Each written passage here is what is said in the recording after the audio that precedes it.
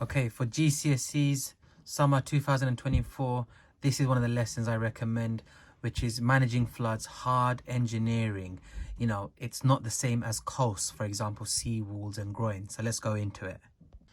So very quickly, it is pretty basic in terms of what is hard engineering. These are man-made structures, so not like natural structures. So it won't be like planting trees. For example, man-made structures, let's go into what they are.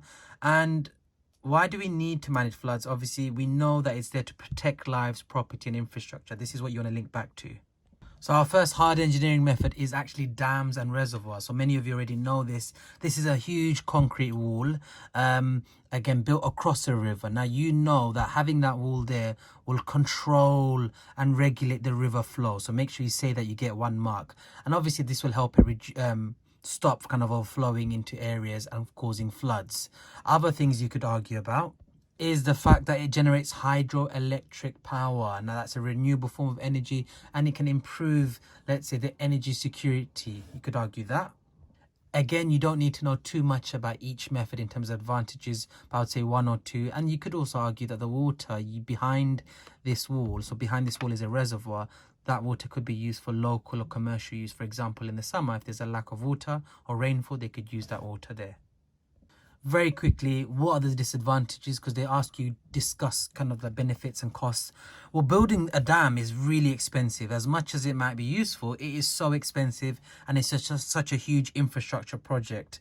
And also look at the land that's needed to kind of like flood the area to have this reservoir. You'll have to move so many people out of their homes, which obviously is not right.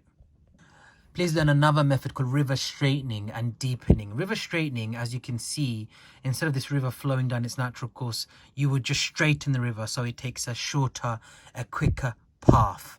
Again, having that shorter distance will mean it's not having to go all the way the long way around. It will just have a much more quicker and faster flow. Remember, the whole idea is to reduce floods. So deepening, in other words, remember the word dredging.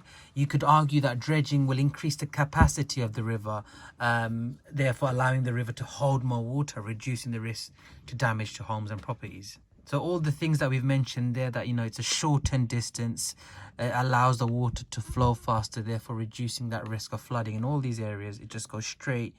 But let's look at some disadvantages. So to make a straightened river, they may use concrete line. So concrete lining, but it's a bit unnatural, so that could affect biodiversity.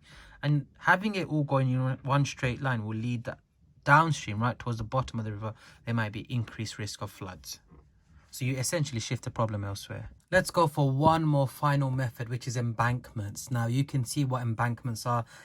It's essentially raising a wall along a river bank. So here we can see a concrete lined, or sometimes they're mud based.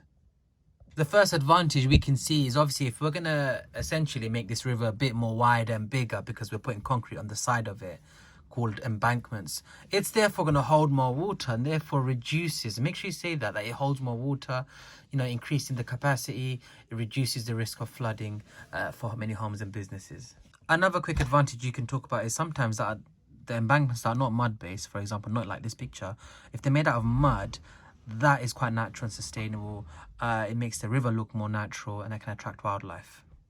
However, if you were to disagree with it and criticize it, you could argue that actually they don't last long, especially mud ones. So therefore they don't actually help the problem, and therefore also maintenance. It can cost a lot just to kind of like fix them every now and then.